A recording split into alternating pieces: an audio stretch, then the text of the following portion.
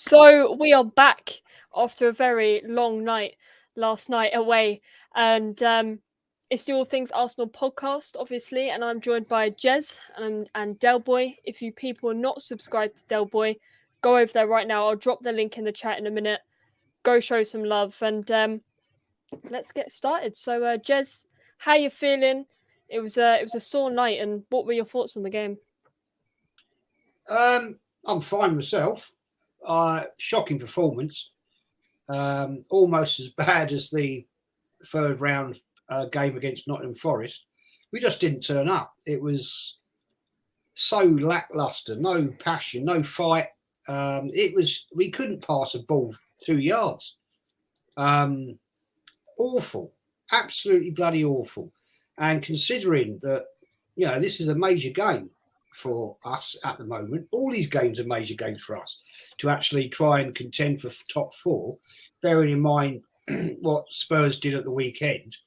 I just don't know. It was terrible, absolutely terrible. And the only player to me that actually did anything any good was actually the goalkeeper, and he made some bad errors in his distribution.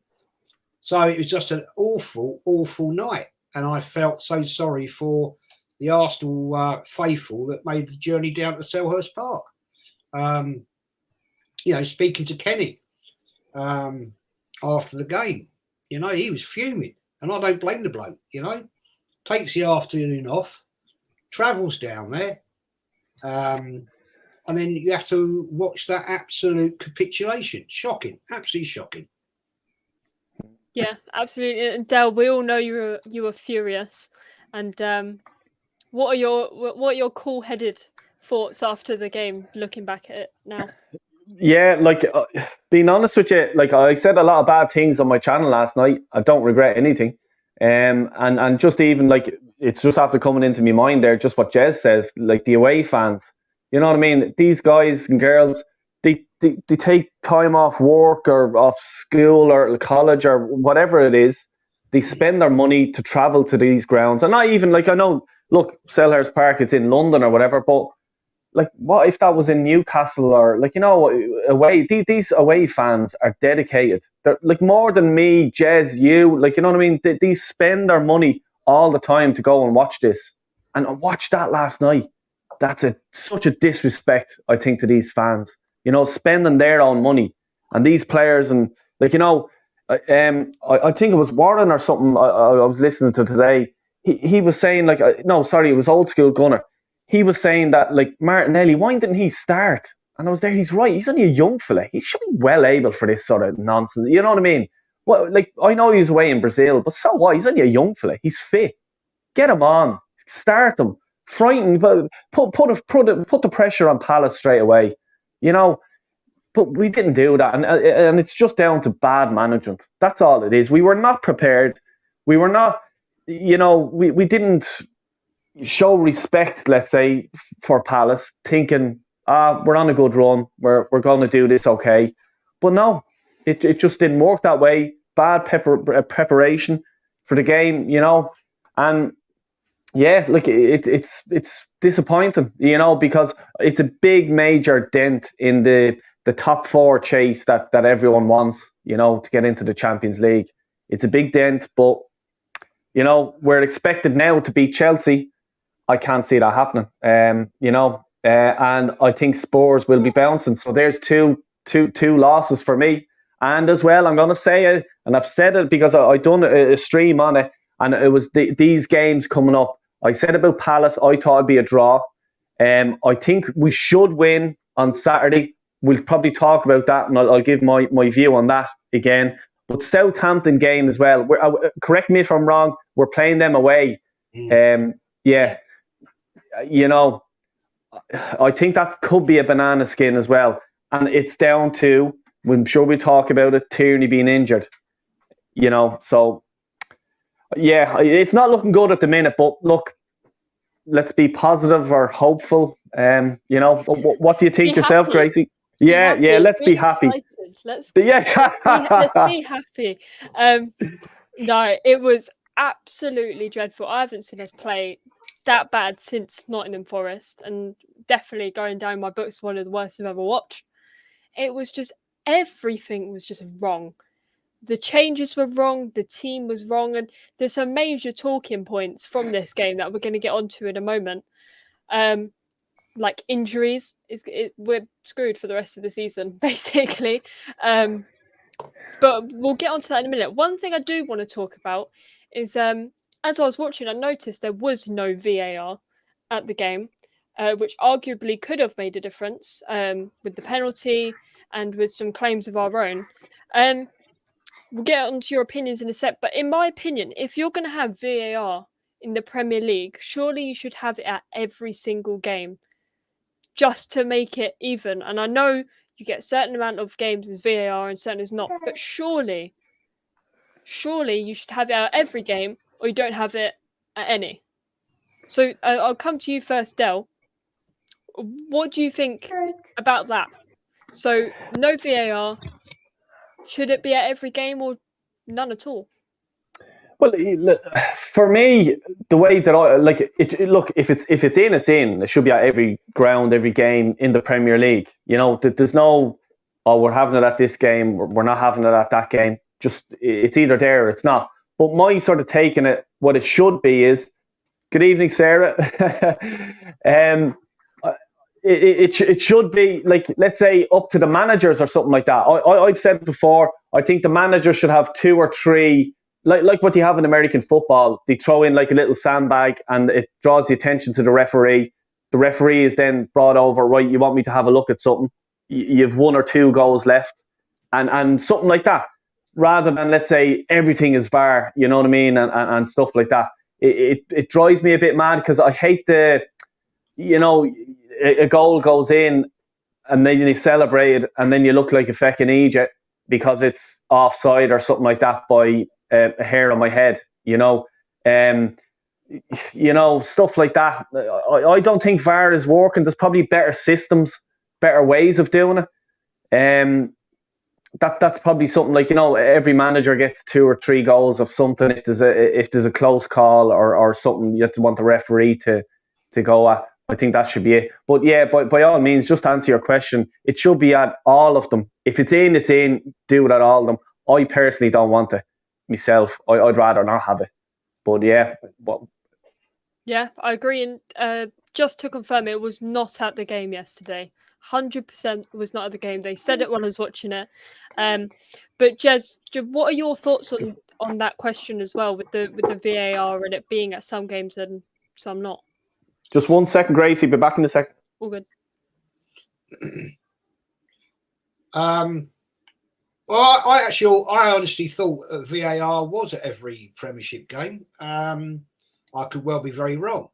But Jack Ramsey's just put here, the VAR referee was Jared Gillett. Well, I had no mention of VAR throughout that game. And well, I think the case is, Gracie, that VAR will only get involved in a doubtable decision. And I don't think there were any doubtable decisions last night, but, you know, I don't know. If they were there, fair enough. But what do I think of VAR? VAR is, to my mind, a cop-out tool that makes referees' lives a lot easier. But I don't agree with it, because I was a referee back in the early 90s, late 80s, early 90s, amateur level, admittedly, not to this high standard. You know, and being a referee or a linesman back in the day, you had that decision. Yeah. Nowadays, a referee can make a decision and then he's got somebody else he can turn to. And to my mind, it spoils the game because, you know, for years, well, for hundred odd years, over 100 years, we've had referees that had to do that, make a decision. Classic case in point. Classic case. You won't remember this at all because I don't even remember it, but I've seen the replays. 1966 World Cup final, Russian referee. The debate still goes on today. Did that ball cross the line when it hit the crossbar? for an England goal. Still to this day, that debate goes on. It's never been proven, and it probably never will. And there's been all kinds of made up angles of that, but the fact of the matter is that at the time, the referee and the linesman had to make a decision, and they made it, and that was it. It was a goal in their eyes. And yes, referees get things wrong, but I can tell you the statistics of a referee during a football match is they will get 97.5% of their decisions correct once they've got good experience. To get to the level of these top referees, you've got to go through years and years of from the small leagues where I started, Sunday league, Saturday afternoon leagues, Division 5 North, which I started off in, where it's basically farmers playing farmers, and they're kicking the crap out of each other. It's not football. It ain't football. And you're like up and down, up and down, up and down. And I, on an assessment, when you used to get assessed every so many games, the assessor would try to get an average of how many miles you ran in a game. And at the lowest level of football, I ran around about a mile a day. So back then I was pretty fit, and I used to do a Saturday afternoon and then a Sunday morning. And I can assure you, Sunday morning football, when you've got blokes turning up, they've been out on it all night, they've had a curry, and they're turning up, and some of them are puking up on the sideline.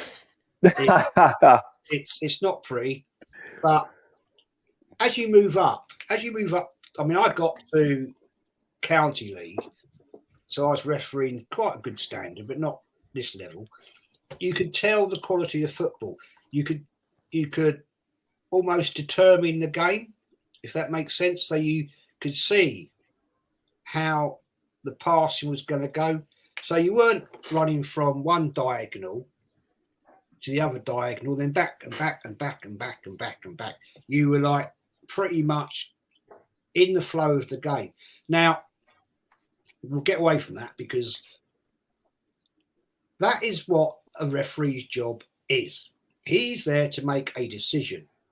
VAR has come in, and I think it ruins the game, because, you get one of the things that's causes, I think, is televised Sky Sports, is that there's cameras at every bloody angle, and the referee gets every opportunity to see it from about 10 different angles. Well, okay, the world moves on. Call me an old git, because I maybe don't like change. No, I don't like VAR. I really don't. And if it was there last night, which I believe it is at all Premiership games, then I think maybe they didn't have anything of contention that they need to get involved in. So, yeah, that's my view.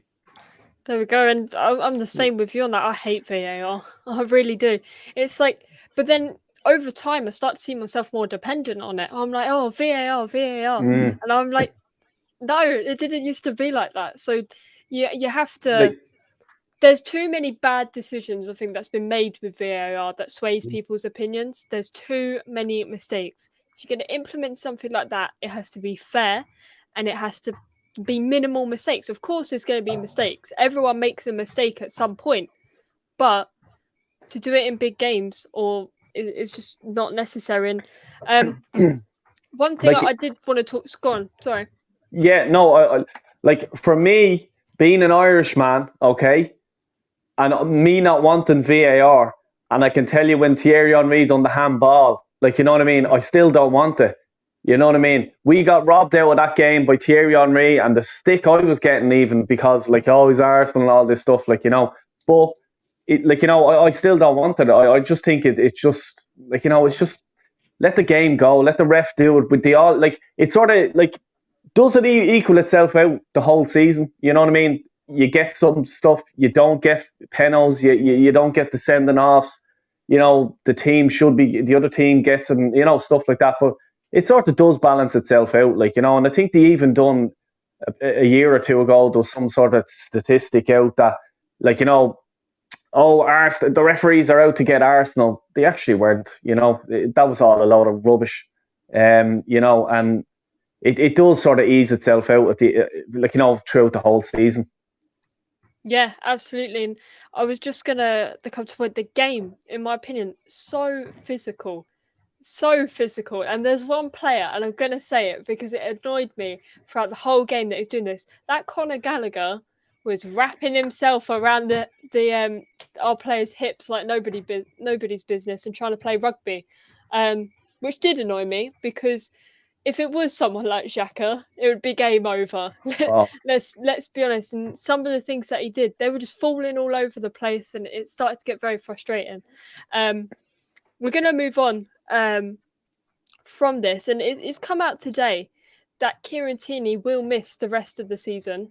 And we saw how much we missed him, I think, yesterday, big time. And now we got to work a way around it, which is a massive problem. And going forward for the rest of the season, it's not going to be easy with our run of games. Jez, what are your thoughts on the news, and how do you think we're going to get through? Well, it's sad and tragic news for Kieran Tierney, and I hope he makes a speedy recovery. It's left a major problem for us. Tavares has had a couple of good games. He's not consistent enough. To my mind, he just can't read the game well enough at this level of football, and it's a big, now massive problem for Arteta. What's he going to do? I don't know. Could he shift Cedric there and put Ben White in the middle and play a back three if Tomiyasu comes back? But I don't think he's coming back till after Southampton, I believe. So yes. It just proves what a weak squad we've got, doesn't it? We ship out players in the January transfer window and leave us in a bloody awful position. Now, if I was Arteta, I would be looking to get Saliba back. And I do believe, I'm no expert, I do believe that is possible. And get him back in the squad because we need him badly. Ben White last night was shocking. More mistakes. Lost his marker. First goal. See you later. Second goal, I think, actually. I'm lying. But, it just highlights the frailties in this team. If we don't play well, we have no backup. And the fact we've now lost possibly Partey for a few games as well. And he was pants last night as well. And the fact that we've got Tierney out for the rest of the season, we're in a bloody awful position. Let's be fair. Don't know. I don't know what to do. If I was Arteta tonight, I'll be thinking, "Geez, what are we going to do about this? Can we drag some up and coming defender out of Hale End? Maybe that's an option." It's a tough one, Gracie. It's a real tough one, and it could really cause us massive issues, especially when we're going to go up a lot against the likes of Chelsea away. Without a proper left back, and United as well. We've still got them as well. And we've got to go down to White Hart Lane, and it looks to me like Spurs starting to hit a bit of form. And it'll be interesting. It will be interesting on Saturday, because Brighton always like to give us a game. And that, I'm not going to sit here. I mean, on the podcast Sunday night, I did a forecast of the points I think Tottenham will get and the points I think Arsenal will get from now to the end of the season. Well, we lost. I had last night as a draw, so that's 1 point gone. And you know, it was quite funny because after that podcast, there was comments in there to me and Kenny that, oh, all you're doing is talk about Spurs. Well, we were. We were talking about that because the fact of the matter is that we've got to go and play them yet. And we now know the date, 12th of May. So we wanted to try and highlight what the point was. We were trying to highlight the top 4 position, the 4th spot. Who's going to get it? But unfortunately, there's a lot of thick people out there that can't get that around their heads of what we're actually trying to talk about. And that we've got to go down the lane. We haven't got a great record there for years. And that could be a crunch game. You know, if Spurs go on a run, and with our very weak squad right now, then they're going to get it before us. Or if we both play average, then it's going to be a battle and it's going to go to the wire. And I've been saying it for months. It's going to go to the wire. So that's the way it is. Yeah, we've all sat here. We've said it since the start of the season. And January, the lack of business or none at all that we did there is going to really bite us now because of injuries and getting rid of players without getting a replacement. And Del, what are your thoughts on the situation? I have just seen that the problem with Partey is his right thigh. We don't really know much more than that. He's got a muscle injury in his left calf. So from that, that's Tomiyasu. Now I'm confused. Partey with his right thigh, Tomiyasu with his left calf. Still, he's been out for a while. What are we going to do? Well, I'll tell you one thing. Well, just so we're going to hit on the sort of Kieran Tierney injury first. Let's say that position, the left back position. If I'm Arteta, I'm looking into the Saliba thing straight away. I'm also ringing Per Mertesacker and I'm telling him you have about 2 or 3 hours and you have to tell me what left back we have at Hale End because Tavares useless. He's not a senior Arsenal player.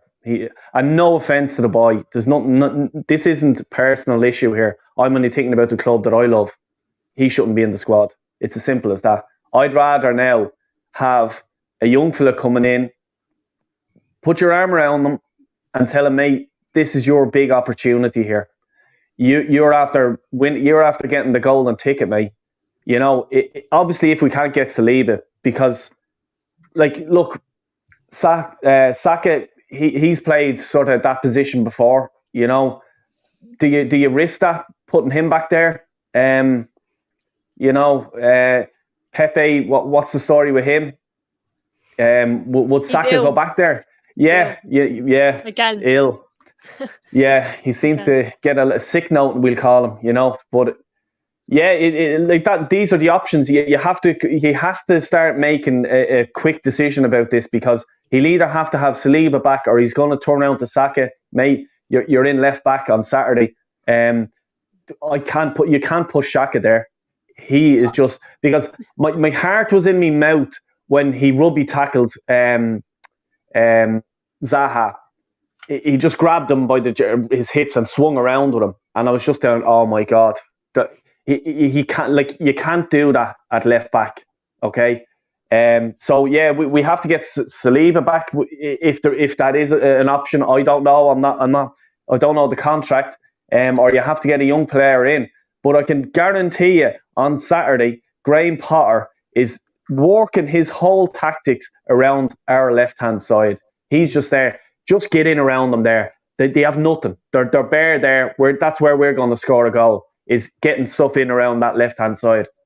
And they will, because who's there? Like, as I said, you know, midfield, Sambi Lukonga, as I said, I met him. You know, I don't know if you see me vlog, I met him, and he seems like a nice young fella, but Jesus Christ, he doesn't look that big yet. Now, he will get bigger, he'll get stockier, you know, but no, he's not what I want in midfield at the minute, and it's not his fault. He needs a loan. He needs to send him out on loan to the Championship, build them up, let them get a bit of muscle, get a bit of weight, build them up, get a few hard tackles in on him, and maybe he can kick on the year after. But you can't be throwing the poor young fella in, centre midfield, the likes of Basuma going to be playing against him. He's going to school him all day long, and it's not fair on the boy. Look, every one of us have been saying this after January. I lost the plot when the window closed. Gracie, you did, Jez, Kenny, Lee, everyone was saying the same thing. Like, you haven't actually signed a player. You've let Aubameyang go, Ainsley Maitland-Niles go, and now you're coming in and you're coming into games like this. We are going to get injuries. We were all saying it, and now we're in this situation. We're going we're in a situation where there's millions of pounds at stake here. It's the Champions League. The money that brings in. And because we didn't sign a decent backup midfielder or a defender or something like that for cover, because as you say, like Arteta, his coaching staff should have been able to look around at a team like Arsenal. We have to have a backup player for every position on the pitch that we play in our system. We have to have at least one player, because if one of them gets injured, hence Tierney, we're in big trouble. Someone decided Tavares was that option. He should be sacked in the morning, that scout. Benfica fans were all on social media when they were getting rid of him. They were delighted to get rid of him. They says, yeah, he's okay going forward. He's not a defender. He's useless at defending. And we've seen that last night and a few games ago as well. Yeah, absolutely. And on the topic of the midfield, before I go through some comments, where is it? We need a bully in midfield. Yep. We need a bully that's going to boss everyone about. It's going to control it. Because at the end of the day, it doesn't even look like we have a midfield, because teams just run straight through it either way. Either too deep or too far back. It never works in this tactic. It's like they're non-existent. Absolutely non-existent. We're going to get into some of these comments because there's quite a few questions. So let's go here. So, Jez, this one's going to be for you. So, do you think Saka is that meant to be left wing back? Yeah, it's possible. Do you think that's possible? Yeah, he's played there before, and I think in our current situation, I think that's a very good option. Martinelli out there on the left. If Pepe was back fit after he's got the flu, I think, or something like that, or maybe he's done a bang and been bitten by a mosquito. Who knows? But it's an option. Certainly is an option. And I think Saka as a left wing back, overlapping with Martinelli, could be a good option, to be fair. I think, as Bargav has said, I think we've got to look at that, because I'm really, since we've been talking about Tierney being out, I'm really struggling to think of what the options are. Tavares is just, my book, just not got the experience at the moment. So I think on Saturday, being at home, I'd go with that. With that. Saka left wing back, with Martinelli. Hopefully, Pepe might be fit. Who knows? If Pepe is fit, stick him in centre. Drop Lacazette to the bench. It's almost like we're playing with 10 men. Yeah. Yeah. He's not bringing anything to the party at this point in time. And I don't know whether he's just given up or he's doing another one that doesn't like what Arteta's doing. I don't know. But I see no point in playing him. He has done nothing in the last two games. And so Yeah, bench him. I mean, what's happened to Coutinho? Our wonder kid. Yeah, Jesus, forgot about him. Disappeared. You know, came on, scored a goal. Well, it's only a tap-in, but it will count. But he then had a terrible, terrible, terrible game and disappeared. We've never seen him since. So has he been locked in the cupboard? I don't know. But we you know, unfortunately, the way this squad is, we've got to start looking at bringing some of these players in. Yeah. We haven't got the depth. We just don't have it. I mean, look at that bench last night. There was 2 players in there. I've never even heard of them. They're out the academy. Yeah. All right. If you're going to put them there, play them. Yeah. If we have to play them, I'd rather seen that Flores come on than Entekia. What does he bring to the party? Yeah, I see people today saying he was our best player. Really? He was our best player? Really? The guy disappeared in my eyes, unless I was watching a different game. You know, I wish I was watching a different game. Yeah. I'll tell you what, Arsenal ladies have got more fight than this team. The ladies team are brilliant. Yeah. They're a good 100%. team. Good team. If we've got an academy, we have to use it. That's the point of it. It's why it's there. We don't just pump them out to move them on. But yeah, definitely a possibility. I mean, that could be quite strong. That could be just about as strong as we could go if that was to work. But see, do you know, I just can't see him doing something like that. Like, do you know what I mean? Like, he won't take a risk.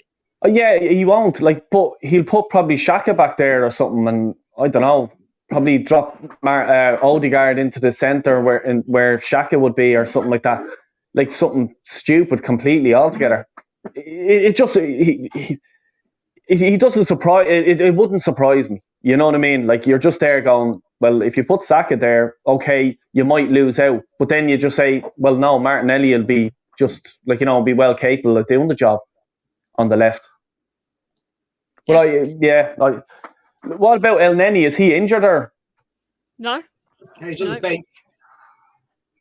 Yeah, well, let's hope that he's on instead of Lokonga. Yeah, I mean, I doubt. I have a feeling that Partey's not going to play.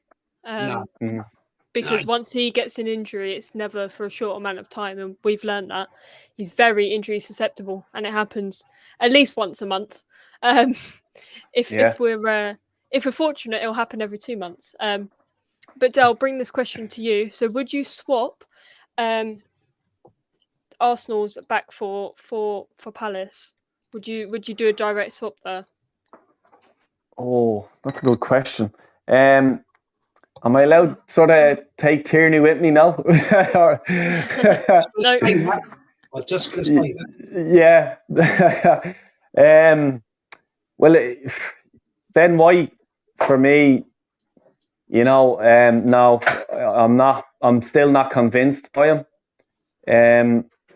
On our right, Tomiyasu, or like, you know, he's done an all right job. Okay. Gabriel is he's probably our best. Well, he's our best centre half anyway. And Kieran Tierney is just like, you know, for me, he's good. Like, you know, well, but Arteta's trying to kill his career, I suppose. But I haven't seen enough of Palace's back four. But by Jesus, I'll tell you, they were good yesterday. You know. Now look, they had Lacazette coming up against them as well. And let's not forget. And that Lacazette, I think at this stage, I'd be able to mark him. You know, and I'm not joking about that, because he's lost his 2 yards pace. His pace, let's say when he was a bit younger, was a lot of the factor that he had in scoring goals. And I only seen a thing just there this evening. It's something like 19 hours and 23 minutes since Laka has scored in open play. And he is getting every chance. Like, how many games? He's started in nearly every game.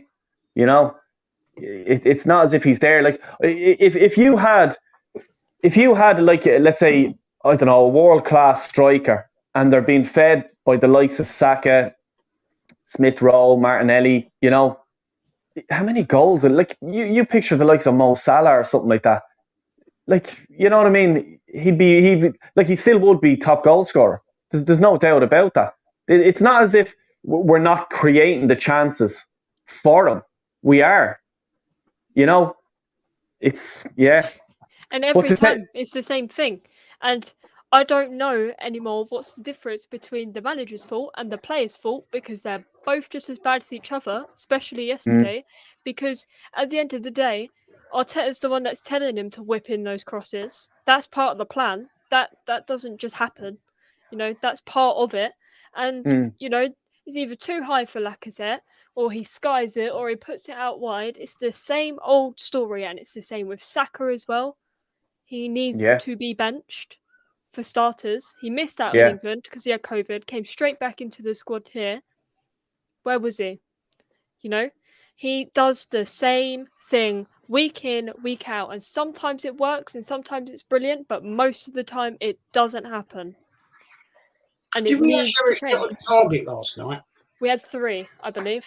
I can check that, but yeah, I don't know how. Jeez. I don't remember. But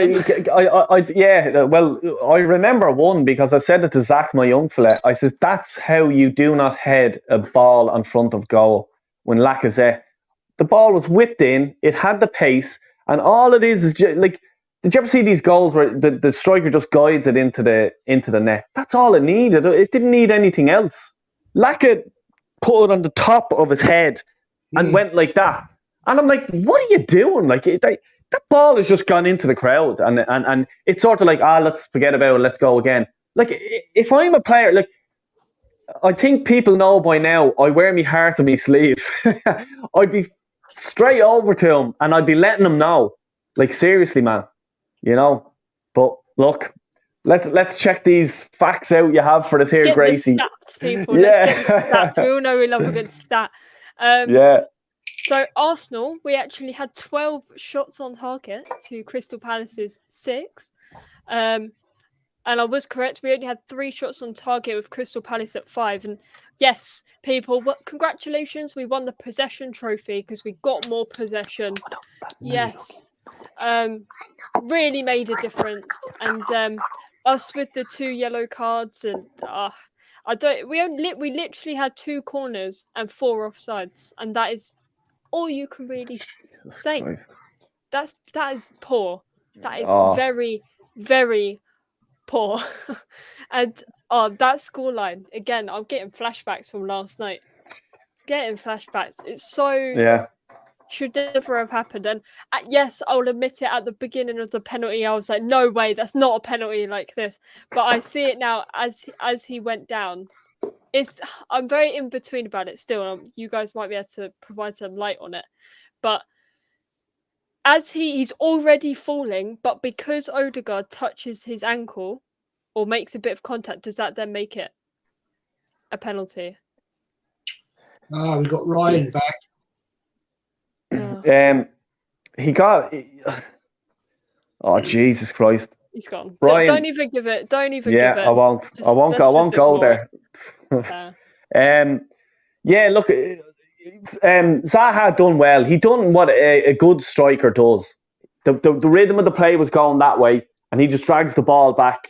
And Odegaard it was like a steam train with no brakes, just kept going. You know what I mean? And that's intelligent play. And it's just stuff like that like can decide game. Well, didn't decide this game, but like, you know, it's top players do this sort of thing. It finished it off for good. It really did, like, you know, because at that stage the next goal was vital.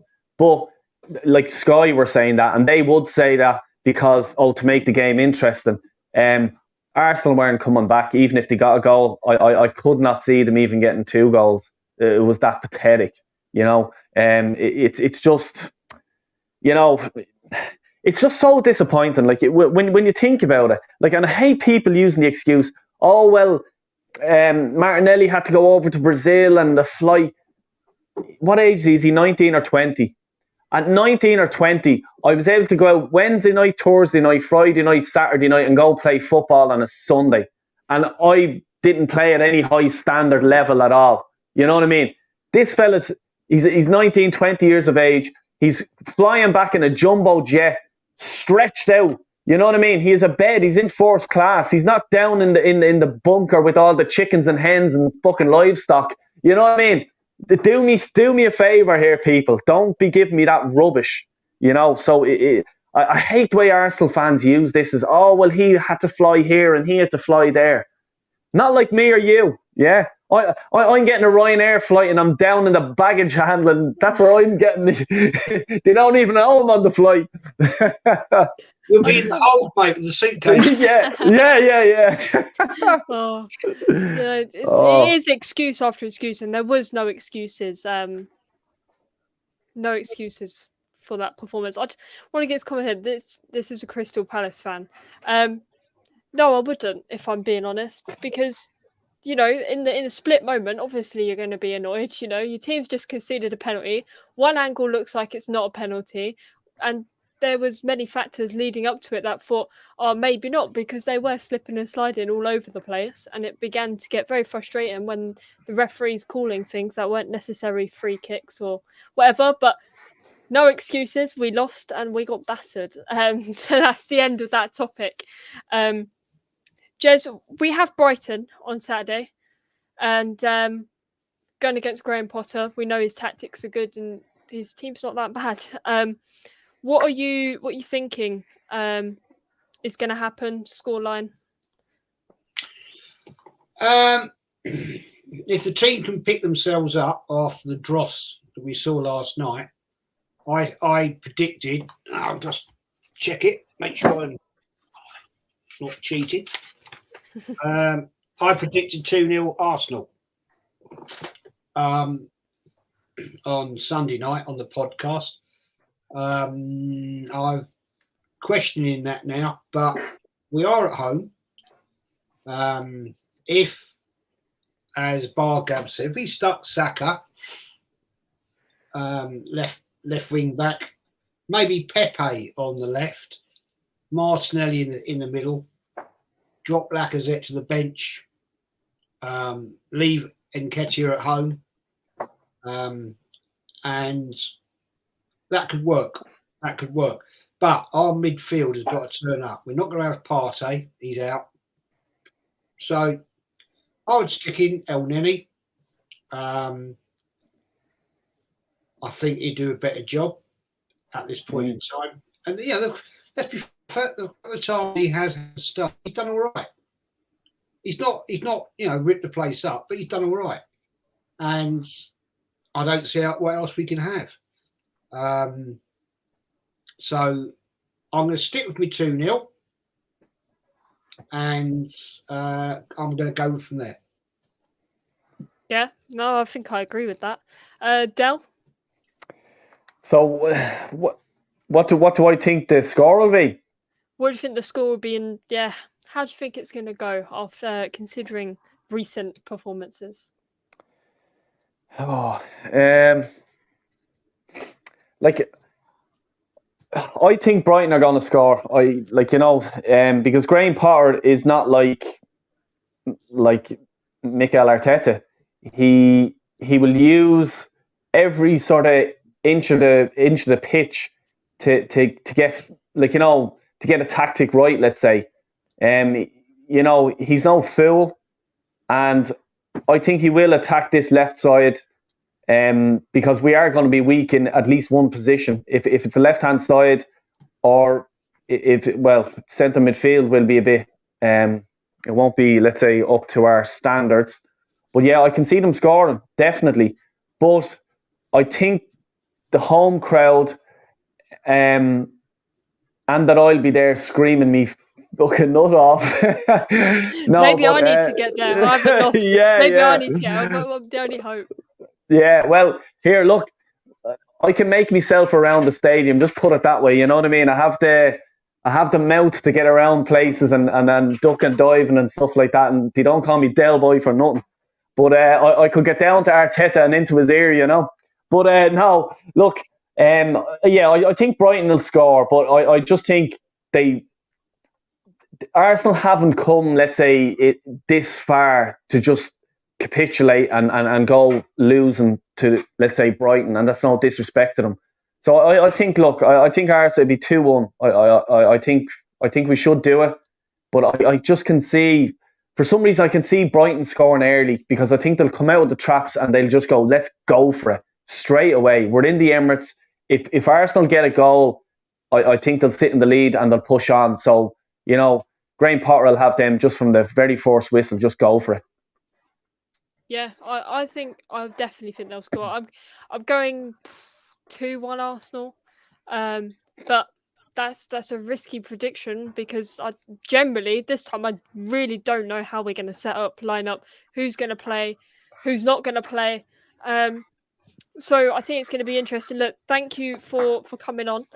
I appreciate it on this Tuesday evening. Thanks a million for having me. Yeah, it's been great. I think we've definitely covered our frustrations, but and calmly. calmly. We've got all the frustrations across with the facts and stats for you all, because I know you guys love that. But Del, where can people find you? Yeah, look, just find me on Del Boy Gunner TV, my own YouTube channel there.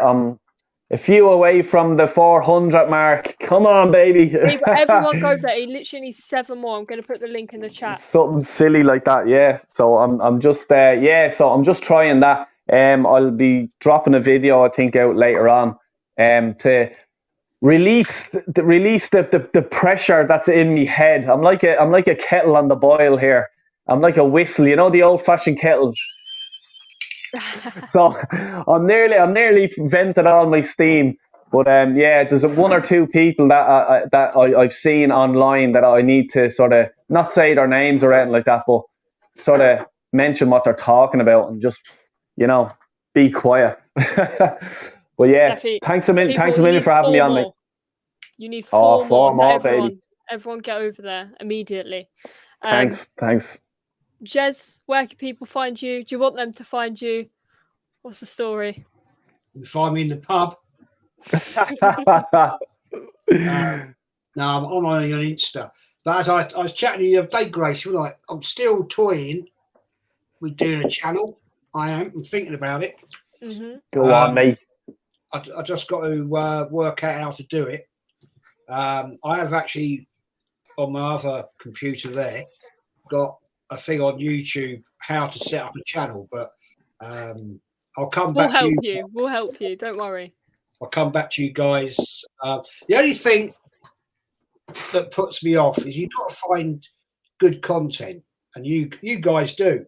Lee does, Lee Gunner does, and so it's something you've got to think about. I wouldn't be able to do it every day like you guys don't, but Del, you put a lot of effort in. You're on quite a bit, and Gracie, you put in great content. So I'm still thinking about it. Still thinking about maybe doing a bit about history of Arsenal. I don't know if that'd get great traction though. To be fair, it would. Like just because, like, even the stuff that I do on a Friday night with you and and Kenny and Warren and stuff like that, the reaction I'm getting off that is just unbelievable. Everyone loves it, so you guys, I'm telling you now, like, who wouldn't tune into that? Sorry, my young fella's here, he's just jumping all over me. No, but yeah, Jack Ramsey here says that's a great idea. Do a wine review. Yeah, I could do that. There you go. Yeah, here, wine sampling. There we go, people. So, I might do it. You should, 100%. And I've got some good possible ideas, exciting for the channel, to do with the history. So we'll definitely have to sort that out together. But we're going to call it for today. But any last words, Jez? What are we saying? Well, I'm hopeful for Saturday. And Del, have a great trip over from Ireland to the Emirates. Yeah. Have a great Cheers, mate. And let's hope Arsenal can turn this round and we can get 3 points and continue on our journey. There we are. And Del, what are your last words? Yeah, Arteta, watch out. Del Boy's coming. He's on his way. And Arteta out, people. UP.